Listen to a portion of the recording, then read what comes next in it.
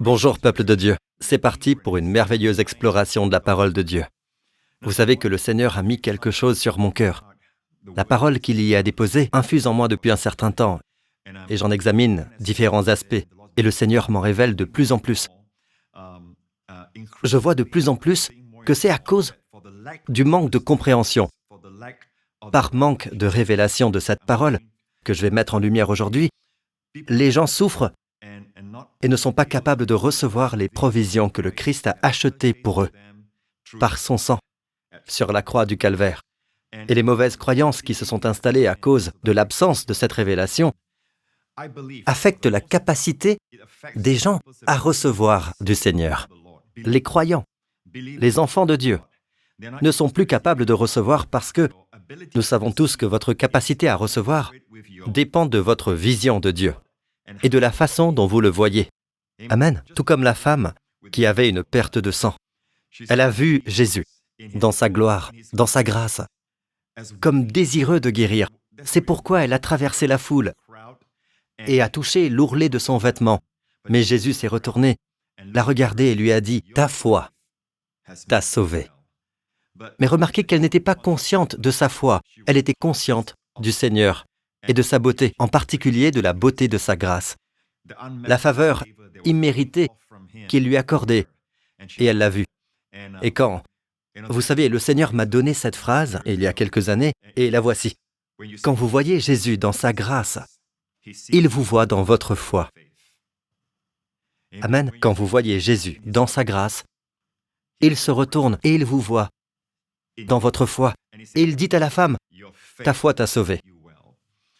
Et je crois que bien souvent, à cause de notre mauvaise foi dans ce domaine, nous ne sommes pas en mesure de recevoir ce que nous appelons les bénédictions terrestres. Vous savez, pour la plupart, le corps du Christ aujourd'hui croit que les bénédictions du croyant se situent uniquement dans le domaine des choses spirituelles, à cause de ce verset dans les Éphésiens qui dit « Béni soit le Dieu et Père de notre Seigneur Jésus-Christ, qui nous a bénis de toute bénédiction spirituelle. » Mais voyez-vous, la bénédiction spirituelle dont il est question dans ce passage signifie qu'elle provient d'une source spirituelle. Elle est de nature spirituelle, elle est permanente, elle est éternelle parce que tout ce qui est de l'esprit est éternel. Voilà ce que cela signifie. Si vous y réfléchissez, tout ce que vous avez dans la vie, Amen, avant que vous ne puissiez le voir tangiblement, même les finances, tout est précédé par la sagesse qui est une bénédiction spirituelle. Elle n'est pas tangible, c'est une matérialité céleste et bien réelle, si vous voulez. Amen. Mais elle n'est pas perçue par les 5 sens, et les gens ne la voient donc pas. Mais bien souvent, c'est la sagesse de Dieu qui entre en jeu, et se traduit plus tard dans une manifestation physique, comme l'argent que vous avez entre les mains, et le succès dans votre carrière ou votre ministère. Amen. Mais le fait est que, si nous oublions que les bénédictions spirituelles produisent des choses dans le naturel, rappelons-nous que Dieu, qui est un esprit, par la parole a créé le monde que nous connaissons, la terre, toute la création. Tout sur cette terre vient de la parole de Dieu, qui est invisible. Mais nous avons l'idée que quelque chose d'invisible, quelque chose qui ne peut être perçu par les 5 sens, n'est pas réel. Ce n'est même pas permanent. Mais en vérité, c'est le contraire. C'est le spirituel qui est éternel. La Bible dit, les réalités visibles sont passagères, et les invisibles sont éternelles. Ainsi, lorsque nous regardons la parole de Dieu, nous ne pouvons pas faire de distinction entre le spirituel et le matériel, comme nous le faisons avec l'invisible et le physique, parce qu'ils ne font qu'un dans le royaume de Dieu. Mais Dieu voit l'ensemble. D'accord? Nous les divisons. Nous avons cette dichotomie entre ce qui est matériel et ce qui nous semble éthéré ou céleste, quelque chose qu'on ne peut pas toucher, quelque chose qu'on ne pense pas être réel. Mais pour Dieu, c'est réel. Cela dit, si l'on examine les Écritures, il est très clair que toute bénédiction spirituelle dans les lieux célestes comprend le pardon de nos péchés, comprend le fait d'être introduit dans la faveur de Dieu, car les versets suivants en parlent. Nous sommes acceptés ou nous sommes hautement favorisés, comme le dit le grec « charitou ». Nous sommes hautement favorisés dans le bien-aimé. Il est dit que Dieu nous a donné toute sagesse et intelligence. Il est dit que Dieu nous a rendus saints et sans défaut devant lui. Amen. Dans son amour. Louons le Seigneur. Tout cela est vrai, Amen. Mais c'est éternel, c'est invisible, mais c'est tout aussi réel, voire plus réel que le physique, car ce qui est physique est temporel. Amen. Louons le Seigneur. Ceci étant établi, il est important que nous comprenions que lorsque la Bible nous invite à adopter une certaine terminologie, par exemple, nous devons parler le langage de Dieu. Car comment deux personnes peuvent-elles marcher ensemble? Le prophète Amos dit, « Deux hommes marchent-ils aujourd'hui sans s'être concertés ?» Nous allons donc voir aujourd'hui des choses qui, je pense, vous béniront. Allons à Matthieu, chapitre 1, verset 1. Voici la généalogie de Jésus-Christ, fils de David, fils d'Abraham. Notez que Jésus-Christ est le fils de David, le fils d'Abraham. En tant que fils de David, il est l'héritier du trône. En tant que fils d'Abraham, il hérite de la terre et de toutes les bénédictions de la terre. N'oubliez pas que la Bible dit clairement que nous sommes la descendance d'Abraham, parce que nous sommes en Christ. Ainsi, même lorsque nous voyons ce verset, par exemple, « Fils d'Abraham », la Bible nous dit que nous devons considérer Abraham comme celui à qui Dieu a d'abord donné la promesse de toutes les bénédictions du pays. Ou pouvons-nous les appeler les bénédictions terrestres? Amen. Les bénédictions terrestres, les chrétiens d'aujourd'hui les définissent comme votre santé et vos biens matériels, votre famille, votre bien-être et votre santé spirituelle. Tout cela, ce sont des bénédictions terrestres. Mais en réalité, il n'y a pas de division avec Dieu, il n'y a pas de différence. Amen. Tout est une bénédiction de Dieu. Mais cherchons ceci dans la vie d'Abraham. Lorsque Dieu a spécifiquement mentionné les bénédictions à Abraham et que Dieu a dit « Je ferai de toi une source de bénédiction ». Regardons cette bénédiction dans Genèse 12. « Je ferai de toi une grande nation, je te bénirai. » Dieu parle à Abraham. « Je rendrai ton nom grand et tu seras une source de bénédiction. Je bénirai ceux qui te béniront et je maudirai ceux qui te maudiront. Et toutes les familles de la terre seront bénies en toi, Abraham. » Aujourd'hui, nous avons l'idée que nous sommes bénis directement par Dieu. Et c'est vrai, mais Dieu. Vous savez, les voies de Dieu sont ainsi. Dieu dit, « Je veux que tu t'identifies à Abraham. » D'accord? Si tu veux jouir de toutes les bénédictions que j'ai données à Abraham, car Abraham est cité dans les Écritures comme le dépositaire de toutes les bénédictions de Dieu, toutes les bénédictions terrestres, si vous voulez, parce que Dieu lui a promis le pays qui est terrestre. Dieu lui a promis une descendance physique. Amen.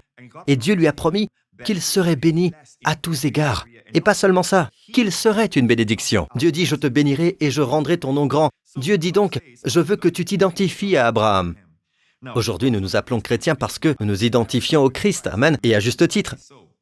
Mais Dieu veut aussi que nous sachions, si vous appartenez à Christ, vous êtes donc la descendance d'Abraham et vous êtes héritier conformément à la promesse. Voilà, vous voyez, c'est juste là. Vous êtes la semence d'Abraham si vous appartenez au Christ. Si vous appartenez au Christ, vous êtes donc la descendance d'Abraham, vous êtes héritier conformément à la promesse. Qu'importe que vous soyez ou non la postérité d'Abraham, parce que de toute façon, vous appartenez au Christ.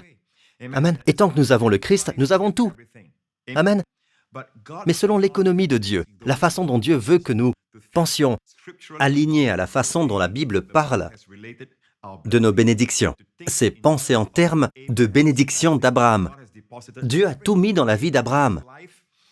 Amen. Et Abraham est comme un réservoir de toutes les bénédictions. Il garde les bénédictions de Dieu pour sa descendance. Qui est sa descendance? Au singulier, sa descendance, c'est le Christ. Mais la Bible dit, si vous appartenez à Christ, vous êtes donc la descendance d'Abraham et vous êtes héritier conformément à la promesse. L'idée est donc la suivante. Pourquoi Dieu veut-il que vous soyez la semence d'Abraham? Pour que vous soyez un héritier. Vous êtes un héritier. En d'autres termes, vous héritez, vous savez. Un héritier n'a pas besoin d'être une bonne personne pour hériter des bénédictions du Père. Il n'a pas besoin d'avoir un comportement irréprochable envers son Père, envers sa famille et tout ça. Il faut être parfait et alors le Père lui donnera. Non, d'accord? C'est le fait qu'il soit son fils et qu'il est héritier, parce qu'il est le fils. N'est-ce pas? Un serviteur dans la maison peut être meilleur que lui, mais il n'est pas l'héritier, c'est un serviteur. Mais le fils est l'héritier. N'est-ce pas? De la même manière, nous héritons sans effort. Nous héritons du fait que nous sommes la descendance d'Abraham. Dieu veut que nous pensions ainsi. N'est-ce pas? Qu'il s'agisse de guérison, de prospérité, que ce soit la prospérité pour toute notre famille, que ce soit la prospérité dans tout ce que vous faites, Dieu veut que vous sachiez que c'est parce que vous êtes la descendance d'Abraham. Et Dieu a promis à Abraham, « Je te bénirai ». Vous savez, la Bible dit, Dieu nous a donné tout ce qui est nécessaire à la vie et à la piété. Pas seulement la piété, mon ami. Et l'Église a beaucoup insisté sur ce point. Mais Dieu nous a donné tout ce qui est nécessaire à la vie et à la piété. Diriez-vous que la santé est nécessaire à la vie? Diriez-vous que les provisions, Amen, sont plus que suffisantes pour que nous soyons une bénédiction? Juste assez, et vous ne pouvez pas être une bénédiction, n'est-ce pas? Plus qu'il n'en faut pour être une bénédiction. Diriez-vous que c'est vrai pour la vie? Eh bien, Dieu nous a donné tout ce qui est nécessaire à la vie et à la piété. Amen. Et Dieu nous a donné toutes les choses qui se rapportent à la piété, afin que nous puissions mener une vie pieuse pour la gloire de Dieu. Louez le Seigneur. Alléluia. C'est important parce que, voyez-vous, peuple de Dieu, le corps du Christ a cette idée. Ok, Dieu, je reçois la bénédiction de Dieu, et il n'utilise pas la phrase « je reçois la bénédiction d'Abraham ». Mais si vous êtes scripturaire et que vous parlez selon la parole de Dieu, et que vous héritez de la façon dont Dieu vous dit d'hériter en déclarant « je suis la descendance d'Abraham », je suis béni par les bénédictions d'Abraham, je crois que vous verrez plus de résultats. Je crois que vous verrez ces manifestations dans votre vie. Amen. Si vous appartenez à Christ, vous êtes donc la descendance d'Abraham et vous êtes héritier conformément à la promesse. Tout ce que Dieu a promis à Abraham est donc vrai pour vous. Amen. Nous pourrions dire que la descendance d'Abraham est la nation d'Israël aujourd'hui. Amen. Les enfants d'Israël, nous n'enlevons rien à cela. Ils sont les descendants physiques d'Abraham. Ils le sont. Mais la Bible nous dit clairement que ce ne sont pas ceux qui sont issus de la chair qui sont appelés la descendance d'Abraham. Regardez ce verset dans le chapitre 3 des Galates. Reconnaissez donc que ce sont ceux qui ont la foi, qui sont les fils d'Abraham. Ceux qui ont la foi, qui sont les fils d'Abraham. Remarquez les mots « ce sont ceux ». Sachez donc que ce sont ceux-là. Autrement dit, seuls ceux qui ont la foi sont les fils d'Abraham. Cela me rappelle un autre verset dont Paul parle dans le chapitre 9 des Romains. Il dit « ce ne sont pas les descendants simplement biologiques ». D'accord? C'est l'Israël naturel, un juif d'aujourd'hui, d'accord? Ce sont des enfants de la chair, n'est-ce pas? Ils sont des enfants d'Abraham, mais les enfants de la chair. Or, cela signifie que ce ne sont pas les descendants simplement biologiques qui sont enfants de Dieu, mais que ce sont les enfants de la promesse qui sont considérés comme sa descendance. Ainsi qu'ils soient juifs ou non juifs, s'ils croient au Seigneur Jésus-Christ, ils sont la descendance d'Abraham selon la définition de Dieu, un héritier selon la promesse. Amen. Si nous pouvons hériter de la promesse, en fait, la Bible dit, ce n'est pas par la loi que la promesse de recevoir le monde en héritage a été faite à Abraham ou à sa descendance, mais c'est par la justice de la foi. Amen. Et nous voyons ici que la Bible est très claire sur le fait que ce n'est pas ceux qui sont de la chair, le juif naturel, qui est la descendance d'Abraham. Ce sont bien les descendants d'Abraham, comprenons bien cela. Mais selon la définition de Dieu de la descendance d'Abraham, celle qui va hériter de toutes les promesses, c'est le peuple de la foi. Ceux qui ont la foi sont les enfants d'Abraham, selon le chapitre 3 des Galates. Regardez le chapitre 3 des Galates. Reconnaissez donc que ce sont ceux qui ont la foi qui sont les fils d'Abraham. Donc, si vous regardez ce contexte, vous constaterez que cette foi, qu'est-ce que cette foi? Qu'est-ce que cette foi? Eh bien, le passage se poursuit ainsi. Or, l'Écriture prévoyait que Dieu considérerait les non-juifs comme justes sur la base de la foi. Arrêtez-vous là. Regardez ce qui se passe maintenant, la façon dont la Bible clarifie de quelle foi il s'agit. C'est la foi qu'Abraham a exercée. Et si nous exerçons le même genre de foi, nous sommes des fils d'Abraham. Il est dit, l'Écriture prévoyait que Dieu considérerait les non-juifs comme justes sur la base de la foi. Il s'agit donc de la justification par la foi, du fait de devenir juste par la foi. Et nous savons tous que la justice par la foi est au cœur de l'Évangile. C'est le message central de l'Évangile. En effet, je n'ai pas honte de l'Évangile de Christ. C'est la puissance de Dieu pour le salut. En effet, c'est l'Évangile qui révèle la justice de Dieu par la foi et pour la foi. Amen. Telle est la centralité du message de l'Évangile. Malheureusement, lorsque nous prêchons l'Évangile, il s'agit souvent de se repentir du péché, croire au Seigneur Jésus-Christ et aller au paradis. N'est-ce pas? Ce n'est pas tout, mes amis. Ce n'est pas tout l'Évangile. L'Évangile, le principal noyau de l'Évangile, est en fait la révélation. En effet, c'est l'Évangile qui révèle la justice de Dieu, qui est un don, par la foi et pour la foi. Ici encore, dans Galates 3, nous avons le contexte. Quelle sorte de foi? Qui sont ceux qui ont la foi? Et de quel type de foi s'agit-il? Ce sont ceux qui sont justes sur la base de la foi. Ils croient qu'ils sont justifiés par la foi en Christ. Amen. Et la Bible appelle cela l'Évangile. Abraham avait donc le même Évangile. Le passage se poursuit ainsi. L'Écriture prévoyait que Dieu considérerait les non-juifs comme justes sur la base de la foi, et elle a d'avance annoncé cette bonne nouvelle à Abraham. Toutes les nations seront bénies en toi. Avez-vous remarqué cela? Amen. Nous savons bien sûr qu'il ne s'agit pas d'Abraham lui-même, mais c'est la descendance qui viendra à travers la lignée d'Abraham, qui est notre Seigneur Jésus-Christ. Une descendance unique, c'est ce que Paul établit dans le livre des Galates. à sa descendance, c'est-à-dire à Christ. Il n'est pas dit « et aux descendances » comme s'il s'agissait de plusieurs. Plusieurs seraient les enfants d'Israël dans la chair. D'accord? Donc, la descendance ici se réfère à Christ. Et pendant tout ce temps, Dieu a veillé à ce qu'Abraham devienne un dépositaire de bénédiction. D'Abraham viendrait le Sauveur du monde, le Fils de Dieu, le Messie d'Israël, le Roi des rois et le Seigneur des seigneurs. C'est ce que Dieu a établi par l'intermédiaire d'Abraham. Mais c'est grâce à la bénédiction que Dieu a placée sur Abraham, que Dieu veut que tous ceux qui sont en Christ s'identifient à Abraham. Dieu veut que nous apprenions à parler le langage des Écritures et que nous soyons bénis. Alléluia! Si vous déclarez « Je suis béni par la bénédiction d'Abraham », je crois que vous en verrez les manifestations.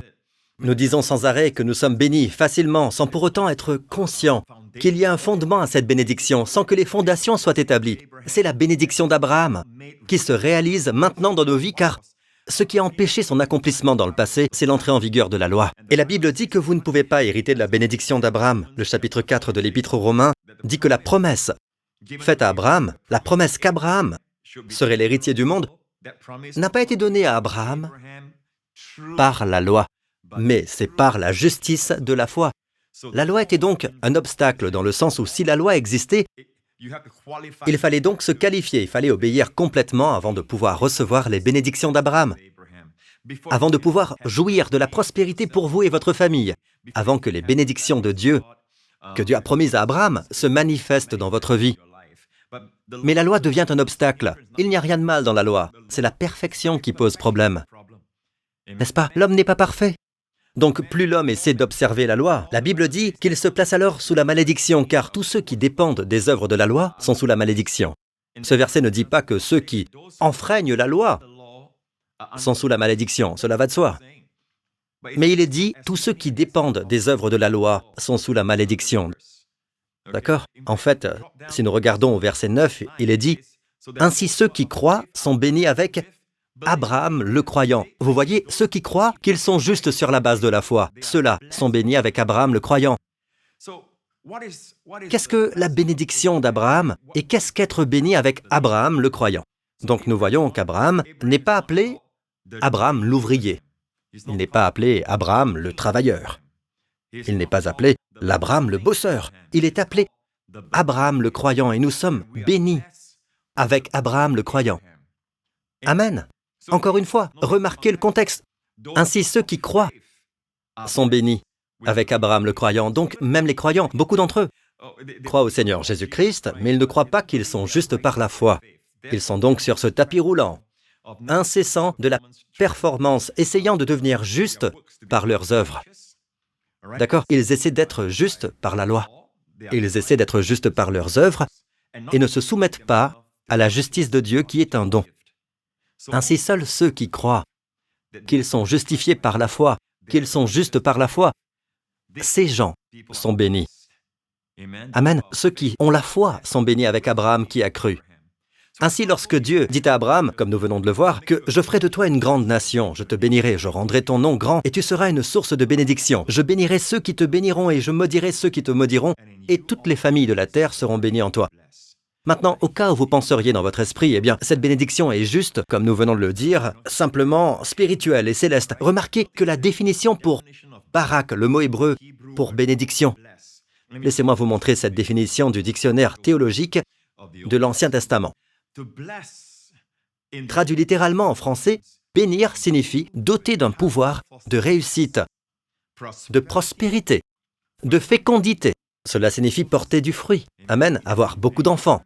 D'accord? La longévité, etc. Bénir signifie quoi? Bénir avec puissance. Pour le succès, la prospérité, la fertilité, la longévité. Pour avoir la longévité, il faut être en bonne santé. Amen. Mais avoir la santé ne garantit pas la longévité. Dieu a promis la longévité dans le mot bénédiction. Amen. Je pense que l'une des dispositions que Jésus nous a données, c'est sur la croix, il n'a pas seulement porté nos péchés pour que nous puissions porter sa justice. Amen. Il a porté notre malédiction pour que nous soyons bénis. Mais il est aussi mort jeune pour que nous puissions vivre longtemps. Amen. La Bible dit dans le psaume 91, « Je le comblerai de longs jours ». Il est donc évident que Dieu pense qu'une longue vie est une bénédiction pour l'homme. Pour que Dieu donne ce verset, « Je le comblerai de longs jours ». Amen. Recevez cela, enfants de Dieu. Et tout cela se trouve dans le mot hébreu barak, qui signifie bénédiction. C'est donc le mot que Dieu a utilisé pour bénir Abraham. Et si vous êtes la descendance d'Abraham, vous bénéficiez de la même bénédiction, car en toi, Abraham, à travers ta descendance, toutes les familles de la terre seront bénies en toi, qu'elles soient non-juives ou d'autres peuples, etc. Tous sont bénis à cause d'Abraham. Amen. La bénédiction d'Abraham viendra sur eux. Bien sûr, nous connaissons la centralité de la personne de Jésus-Christ dans toute cette économie des choses autour de nous. Nous savons que sans la mort du Christ sur la croix, ces bénédictions ne peuvent nous parvenir. Mais pour que la grâce devienne réelle dans nos vies, Jésus a dû mourir sur la croix. Mais il est mort en tant que descendant d'Abraham. Vous savez, Jésus est venu aussi pour nous libérer de la peur de la mort. Et cette mort est la mort physique. Le chapitre 2 de l'Épître aux Hébreux nous dit « Puisque ces enfants ont en commun la condition humaine, lui-même l'a aussi partagée de façon similaire. Ainsi, par sa mort, il a pu rendre impuissant celui qui exerçait le pouvoir de la mort, c'est-à-dire le diable, et libérer tous ceux que la peur de la mort retenait leur vie durant dans l'esclavage. L'une des raisons pour lesquelles Jésus est venu est donc de nous libérer de la peur de la mort. Et comment a-t-il fait cela? En le rendant impuissant. Cela ne signifie pas l'anéantir. Le diable est toujours là, mais il a été désarmé, rendu impuissant. En d'autres mots, il n'est plus capable. Il n'a plus le pouvoir, d'accord, d'imposer la mort dans la vie du croyant. Mais remarquez, toutes ces bénédictions sont données à qui? Libérer tous ceux que la peur de la mort retenait dans l'esclavage. De qui s'agit-il? Qui sont ces enfants qui ont en commun la condition humaine que Jésus a voulu partager? Qui sont ces gens? Le verset suivant nous le dit. Assurément, ce n'est pas à des anges qu'il vient en aide, mais bien à la descendance d'Abraham. Nous disons que le Christ est mort pour le monde entier, et c'est vrai. Amen. Mais remarquez, spécifiquement, qui reçoit l'aide? Qui reçoit tous les bénéfices de son œuvre achevée? La descendance d'Abraham. Et cela ne signifie pas l'Israël naturel, les descendants physiques d'Abraham. Il s'agit de toi, enfant de Dieu.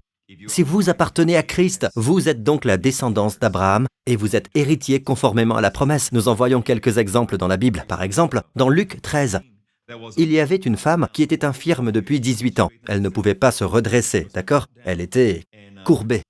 Et plus loin, nous apprenons que c'était dû à un esprit d'infirmité. Et le Seigneur l'a vue dans la synagogue, d'accord? Et puis, le Seigneur l'a appelée à lui. Elle s'est approchée, et vous imaginez, courbée depuis 18 ans.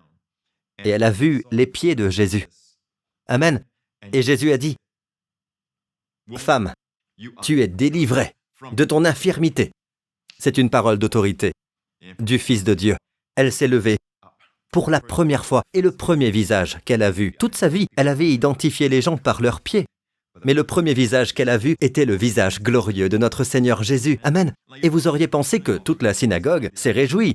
Un de leurs membres a été complètement guéri et se tient maintenant debout, infirme depuis 18 ans. Et 18 est le nombre de l'esclavage dans la Bible. Vous savez, c'est 6 plus 6 plus 6.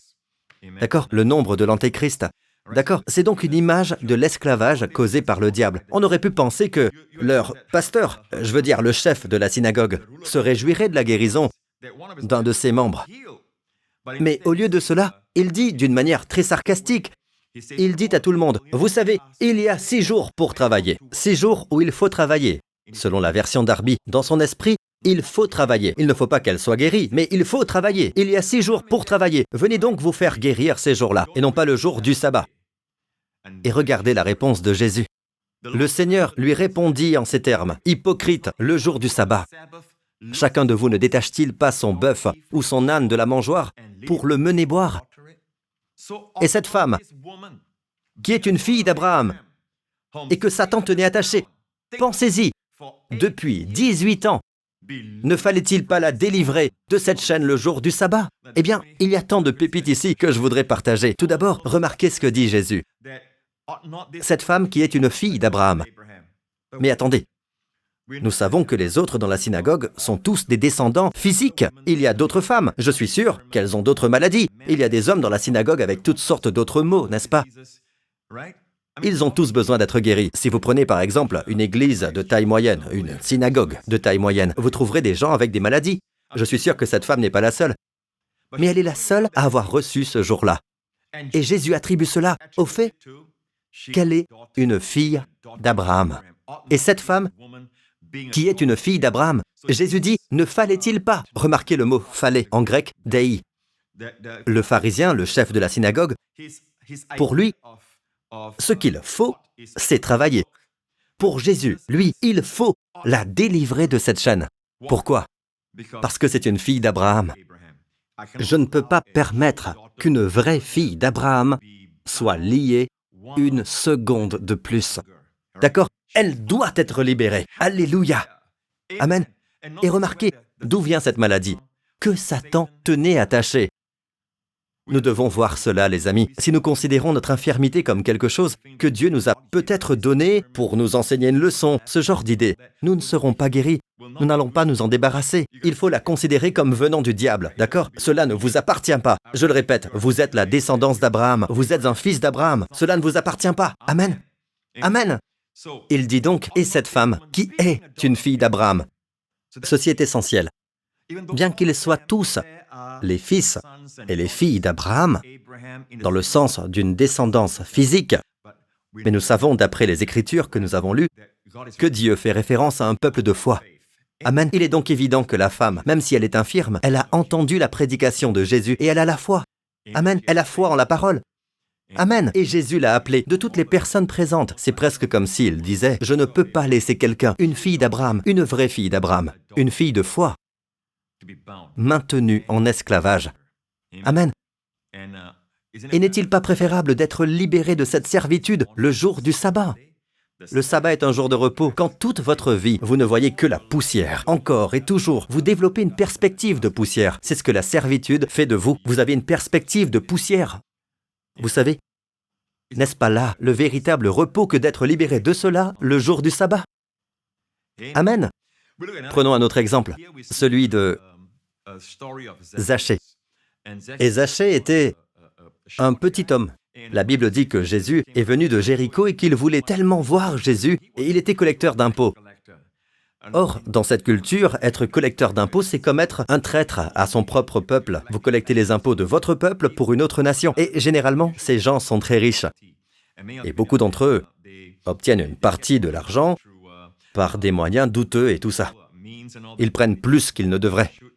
Ils ne sont donc pas respectés, ils ne sont pas aimés par la société juive de l'époque. Mais cet homme avait envie de voir Jésus. De toute évidence, il avait entendu parler de Jésus. Il voulait voir Jésus. La Bible raconte qu'il a grimpé sur un sycomore, qu'il a vu Jésus et que celui-ci a levé les yeux. Parmi tous les gens qui se trouvaient là, il y avait une foule. Vous savez, la raison pour laquelle il a grimpé sur l'arbre, le sycomore, c'est parce qu'il y avait une foule. Et comme il était petit, il ne pouvait pas voir Jésus. Il y avait une foule. Mais remarquez que l'attention de Jésus était concentrée sur cet homme, sur l'arbre. Et Jésus dit, « Zachée, dépêche-toi de descendre. » Vous savez, c'est la première fois dans les Écritures que Jésus dit « dépêche-toi ». Normalement, Jésus est très calme, n'est-ce pas? Il est très paisible. Il se déplace au rythme de la grâce. Il n'est jamais pressé. Il n'est jamais pressé. Et il vous dira ceci, « Reposez-vous. Mettez-vous à l'écart afin de vous reposer un peu. » Il vous dira toujours de ne pas vous inquiéter. Amen. Il y a un rythme de grâce. Venez à moi, vous tous qui êtes fatigués et chargés, et je vous donnerai du repos. Mais ce jour-là, il dit, « Dépêche-toi. » Pourquoi? Parce que lorsqu'il s'agit du salut, il ne faut pas perdre de temps. Amen. Assurez-vous, hâtez-vous de vous assurer que vous êtes sauvés, que vous deveniez la semence d'Abraham, que vous deveniez un enfant de Dieu, que vous appartenez à Jésus-Christ. Donc, Zachée, dépêche-toi de descendre, car il faut que je m'arrête aujourd'hui chez toi. Ces mots, il faut. Ce sont les mêmes mots grecs que le mot « fallait ». Vu plus tôt, ne fallait-il pas la délivrer de cette chaîne? Ou quand le pharisien a dit « il y a 6 jours où il faut travailler », n'est-ce pas? C'est le même mot, « dei » en grec. Aujourd'hui, je dois, il faut que je demeure chez toi. Il y a quelque chose chez Zachée qui fait dire à Jésus, « Aujourd'hui, je dois venir chez toi. Il faut que je m'arrête aujourd'hui chez toi. » Zachée est donc descendu. Jésus est allé chez lui et ils ont partagé un repas. Je suis sûr qu'il y avait toute la famille et tout ça. À la fin du repas, Zachée s'est levé et a dit, « Tu sais, Seigneur, je donne aux pauvres la moitié de mes biens, et si j'ai causé du tort à quelqu'un, je lui rends le quadruple. Jésus lui dit alors, aujourd'hui, le salut est arrivé dans cette maison, car lui aussi est un fils d'Abraham. Lui aussi est un fils d'Abraham. Nous comprenons à présent pourquoi Jésus lui dit « Il faut que je demeure aujourd'hui dans ta maison ». Amen. Pourquoi? Parce qu'il est aussi un fils d'Abraham, en d'autres termes. En cours de route, il a commencé à croire différemment des autres, à voir Jésus tel que les autres ne le voyaient pas, mais il y a eu une révélation donnée à Zachée qui a fait de Zachée un fils d'Abraham. Amen. Et il est devenu un fils d'Abraham au point que Jésus a dit « Il faut que je m'arrête aujourd'hui chez toi ». Amen. Et Jésus dit « Le salut est entré aujourd'hui dans cette maison. » Et quelle en est la raison? Parce que lui aussi est un fils d'Abraham. Remarquez le mot « aussi ». Il est aussi fils d'Abraham, au lieu de dire « Il est fils d'Abraham ». Cela aurait suffi pour que nous comprenions, n'est-ce pas? Mais aussi signifie quoi? Il y a quelqu'un d'autre qui est fils d'Abraham. Qui est-il? C'est pourquoi nous lisons dans Matthieu 1, verset 1, « Voici la généalogie de Jésus-Christ, fils de David, fils d'Abraham. » Jésus dit, « Moi aussi je suis fils d'Abraham, lui aussi est fils d'Abraham. Nous sommes la même famille de foi. Alléluia! Et toi aussi, enfant de Dieu, tu fais partie de la famille de la foi parce que tu crois au Seigneur Jésus-Christ. Amen. Tu es une semence d'Abraham, tu es un fils d'Abraham, une fille d'Abraham. Amen. Aujourd'hui, le salut est entré dans cette maison. Vous savez, je pense que c'est la personne de Jésus. En hébreu, Jésus aurait dit, aujourd'hui, Yeshua est entré dans cette maison. Jésus lui-même est le salut. Amen. Pourquoi cela? Parce qu'il est aussi un fils d'Abraham. Louons le Seigneur. Alléluia. Nous voyons donc la bénédiction de la guérison. Où avez-vous besoin de guérison? Cette femme qui avait été liée pendant 18 ans a été libérée. Vous savez, et cela parce qu'elle est une fille d'Abraham. Qu'en est-il des autres femmes de la synagogue? Amen. Elles sont toutes des descendantes physiques, mais sont-elles des filles d'Abraham? Pas selon les Écritures. La Bible dit « celles qui ont la foi ». Amen. Il en va de même pour Zachée. Je suis sûr que les autres, la foule qui était là, qui l'a fait d'ailleurs monter pour voir Jésus, je suis sûr qu'ils sont tous des descendants physiques d'Abraham, mais pas les fils d'Abraham. Comprenez-vous ce que je dis jusqu'à présent, ce que je vous partage? Il est important que lorsque nous nous adressons à Dieu, nous parlions le langage de l'Écriture. Amen. C'est une preuve d'intelligence spirituelle. Et quand on suit les voies de Dieu, amen, quand on parle comme Dieu, amen, on obtient les résultats de Dieu. Amen. Louez le Seigneur. Commencez donc à confesser à votre sujet « Je suis béni avec les bénédictions d'Abraham ». Lorsque vous vous rendez au travail chaque jour, dites simplement « Seigneur, je te remercie. Je suis béni avec les bénédictions d'Abraham. » Amen. Je suis béni avec le Père Abraham. Et cela renvoie, vous savez, au Saint-Esprit, qui est l'Esprit de vérité. Bien souvent, nous pensons simplement « Je suis béni. Je suis béni. » Certaines personnes croient qu'elles sont bénies à cause de la miséricorde de Dieu sur leur vie. Non, mon ami, nous ne sommes pas bénis uniquement à cause de la miséricorde de Dieu. C'est la miséricorde de Dieu sur nos vies qui a amené Jésus à venir dans le monde. D'accord? Dieu, riche en miséricorde, c'est ce qu'il a fait lorsque nous étions morts dans nos péchés. Oui, c'est impliqué. Mais maintenant, nous sommes rendus justes selon sa justice.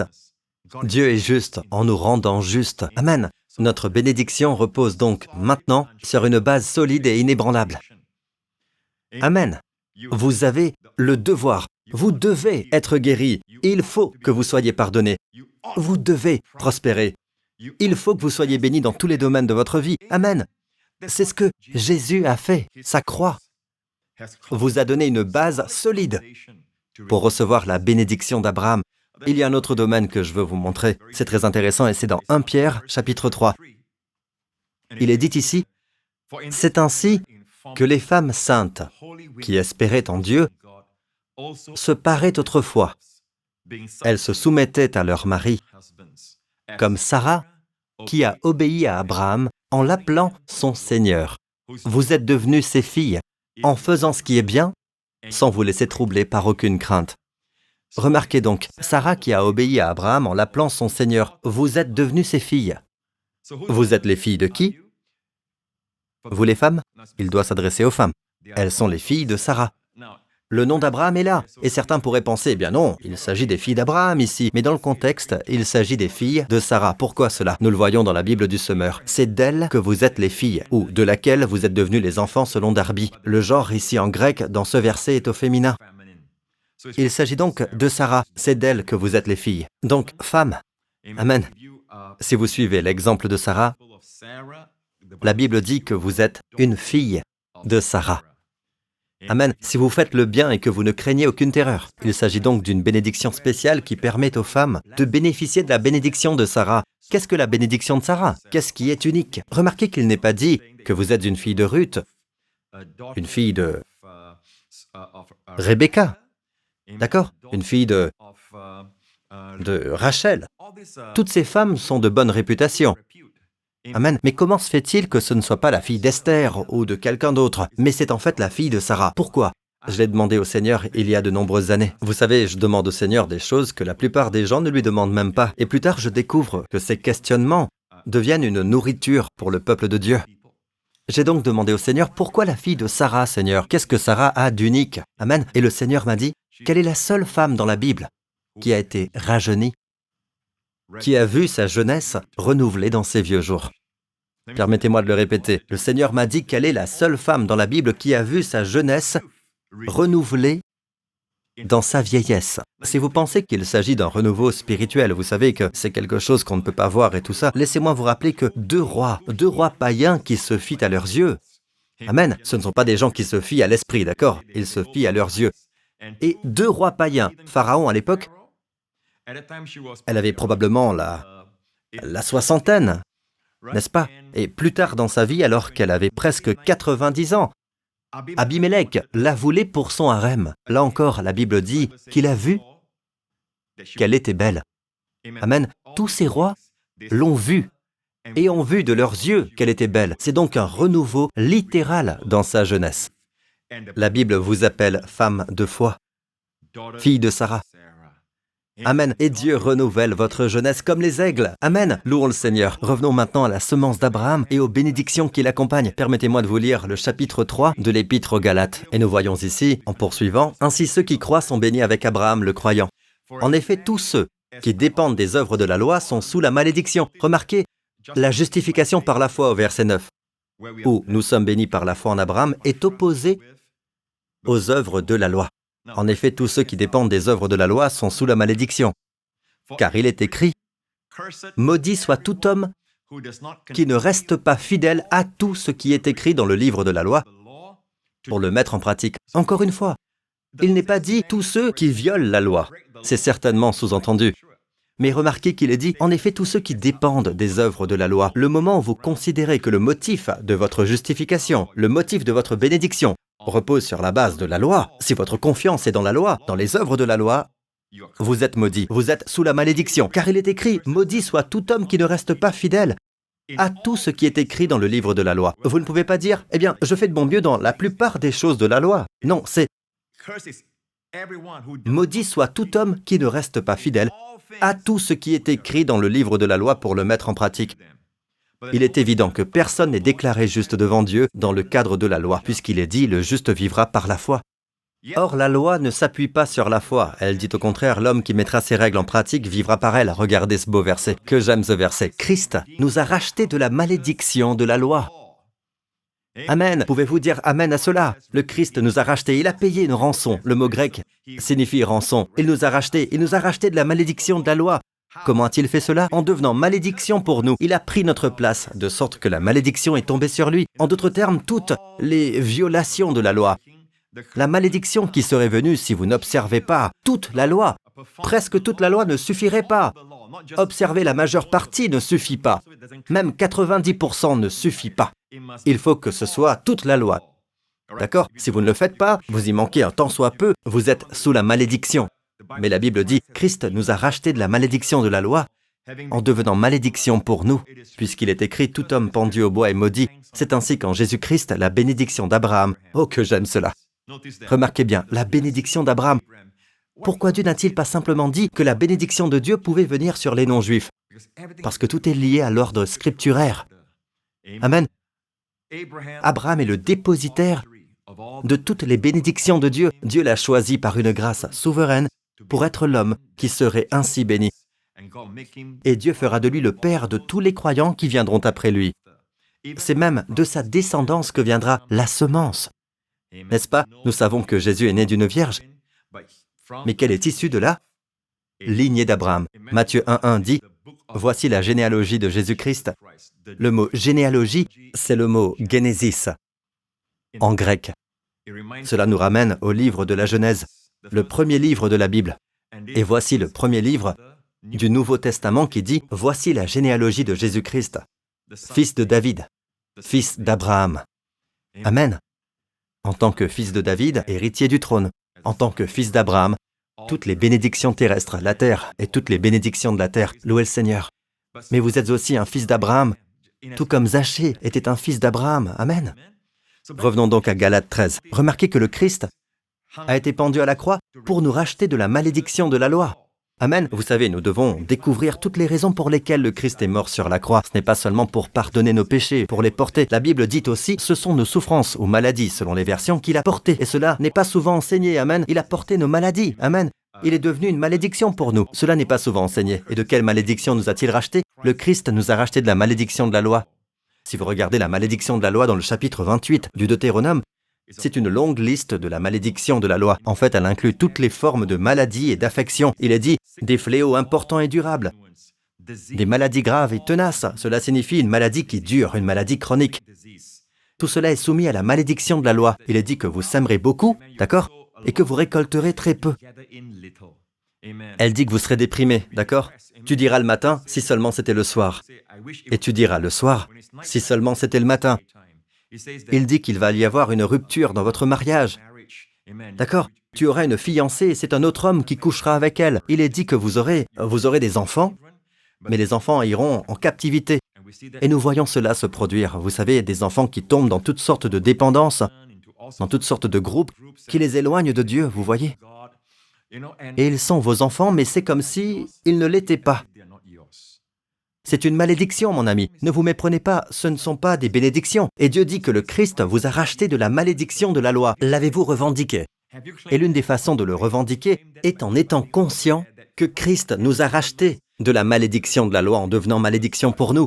C'est ainsi qu'en Jésus-Christ, la bénédiction d'Abraham. La bénédiction d'Abraham touche aussi les non-juifs en Jésus-Christ. Et que nous recevons par la foi l'Esprit qui avait été promis. Amen. La bénédiction d'Abraham est donc avant tout la justification par la foi. Amen. Et avec la justification par la foi viennent toutes les autres bénédictions de Dieu. Alléluia. Mais vous savez, même si vous ne comprenez pas tout ce qui a trait à la bénédiction d'Abraham, continuez à confesser. La bénédiction d'Abraham est sur moi. Je suis béni avec le Père Abraham. Amen. Et plus vous confesserez cela, plus vous la verrez se manifester dans votre vie. Amen. Louez le Seigneur. Merci Jésus. Alléluia. Ah, ce prêche m'a rendu heureux. Et il est important que nous pensions bibliquement, que nous croyions correctement, afin que nous puissions recevoir de Dieu. Amen. J'aimerais maintenant partager avec vous quelque chose de très intéressant tiré d'Ésaïe 51. Il est dit, « Écoutez-moi, vous qui poursuivez la justice. » Or, suivre la justice, ce n'est pas essayer d'établir sa propre justice. Paul lui-même, par exemple, a écrit à Timothée, « Fuis les passions de la jeunesse et recherche la justice. » Cette recherche de la justice signifie que vous avez reçu la justice comme un don. Maintenant, suivez-la. Continuez à en être conscient et à comprendre ce qu'elle signifie pour vous, d'accord? Tous les avantages qui accompagnent cette justice et tous les fruits qui abondent grâce à cette justice. Amen. Comme le dit la Bible dans les Corinthiens, les fruits de la justice. Que Dieu augmente les fruits de votre justice. Dieu ne peut pas augmenter votre justice plus que vous ne l'avez déjà, car cette justice est entière en Christ. Vous êtes juste en Christ, vous ne pouvez pas y rajouter, vous ne pouvez pas y enlever quoi que ce soit, mais vous pouvez en augmenter les fruits. En d'autres termes, plus vous êtes conscient d'être juste par la foi, vous verrez des fruits découler de cette conscience. Vous vous retrouverez à rechercher et vivre selon cette justice. Dans notre Église, nous étudions beaucoup la justice. Pourquoi cela? Car c'est cela, marcher dans sa justice. Plus vous êtes conscient de sa justice, la Bible dit « Réveillez-vous pour vivre justement et ne péchez point ». Le seul moyen de ne pas pécher est de s'éveiller à cette conscience de la justice, prendre conscience que Dieu vous a rendu juste en Christ et alors vous ne pécherez pas. Amen.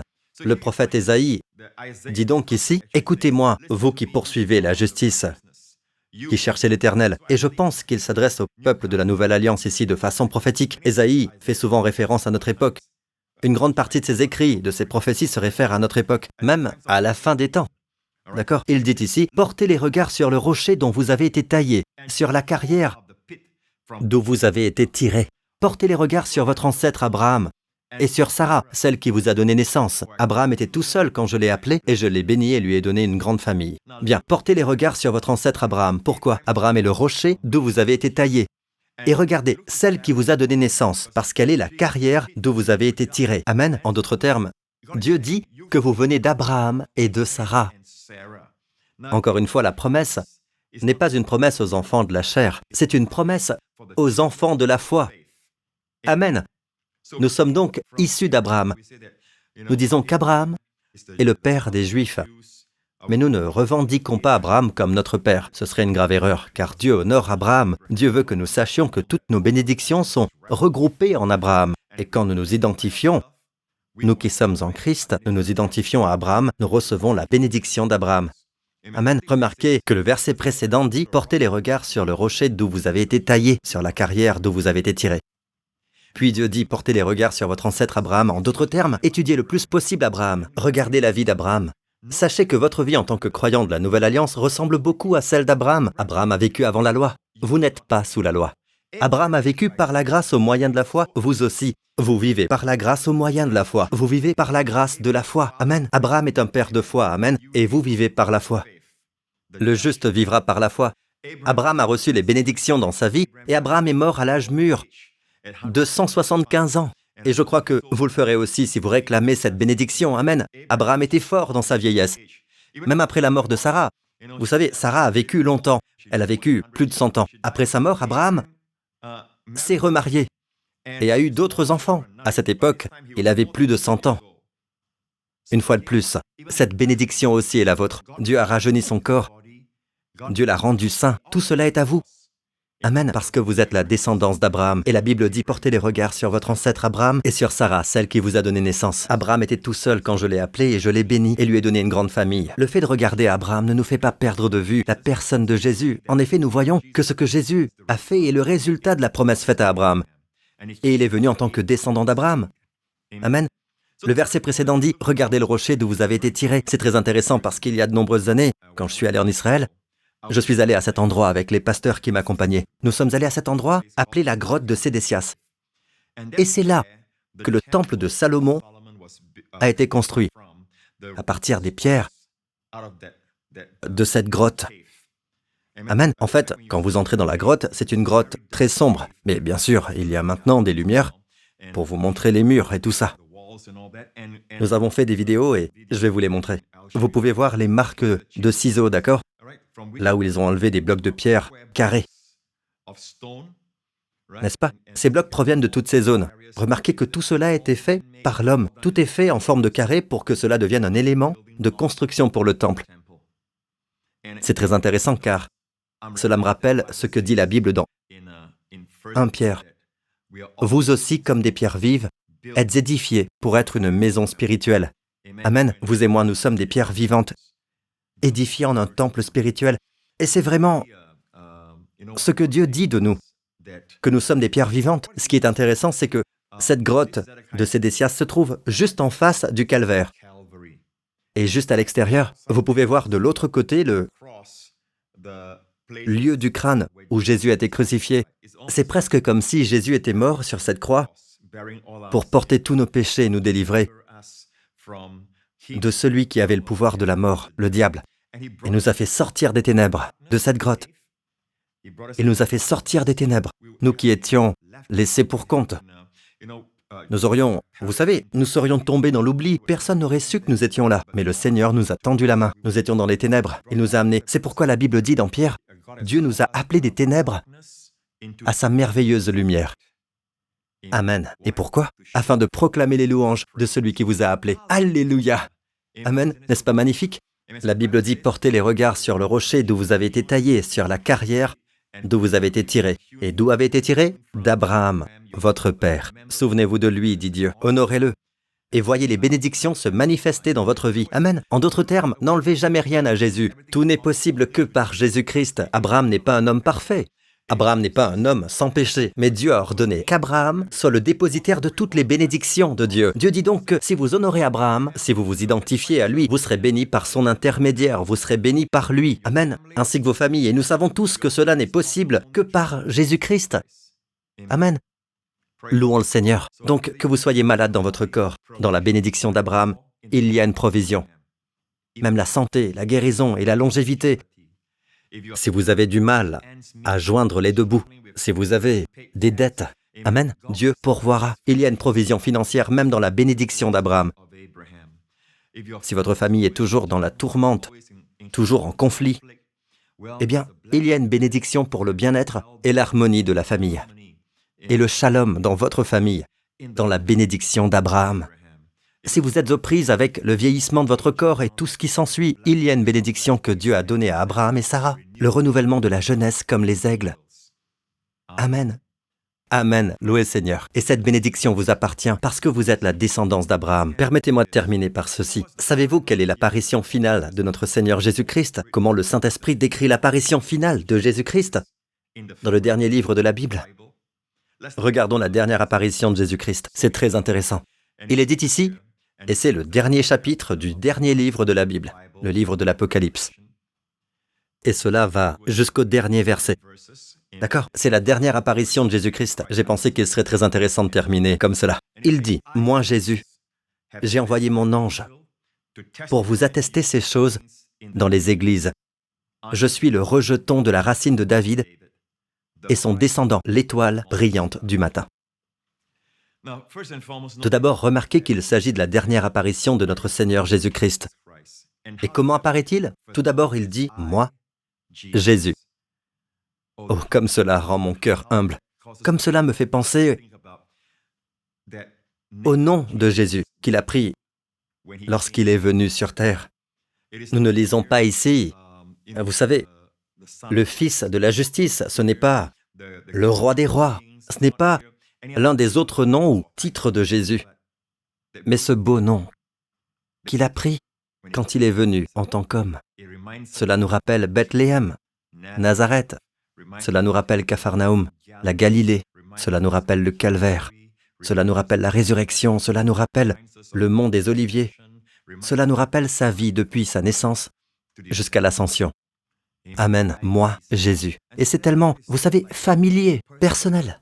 Quand le Seigneur vient à vous et dit, « Moi, Jésus », n'est-ce pas magnifique? Et c'est ainsi qu'il apparaît. « Moi, Jésus, j'ai envoyé mon ange pour vous attester ces choses dans les églises. » Et bien sûr, l'ange ici n'est pas seulement un ange dans le sens d'un messager surnaturel. Il peut également s'agir d'un messager physique, d'un être humain. Dans ce cas, Jean était aussi l'ange. Tout comme il y avait un ange dans le livre de l'Apocalypse. En d'autres termes, Dieu utilise le mot ange. Vous savez, nous disons que Jésus vient directement à moi. Oui, il le fait. Amen. Il est toujours avec nous. Il ne nous quitte jamais et ne nous abandonne jamais. Mais je pense que nous devons honorer les méthodes bibliques, les voies scripturaires. Amen. Par exemple, Dieu envoie ses anges pour nous protéger. Dieu veut que nous sachions que nous croyons que les anges sont avec nous. Amen. Aucun mal ne t'arrivera, aucun fléau n'approchera de ta tente, car il donnera ordre à ses anges de te garder dans toutes tes voies. Amen. Et remarquez qu'il dit « Je suis le rejeton de la racine de David et son descendant ». Dans Darby, je suis la racine et la postérité de David. En tant que racine, il a engendré David. En tant que racine, il est celui qui a précédé David. En tant que racine, il a promis à David toutes les promesses concernant le trône.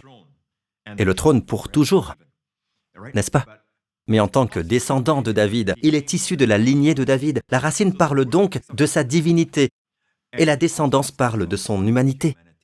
Il est Dieu fait homme, et en tant que descendant de David, il est l'héritier de toutes les promesses de David, et héritier du trône de David. Et c'est pourquoi ils l'ont appelé, quand il est venu en Israël, fils de David.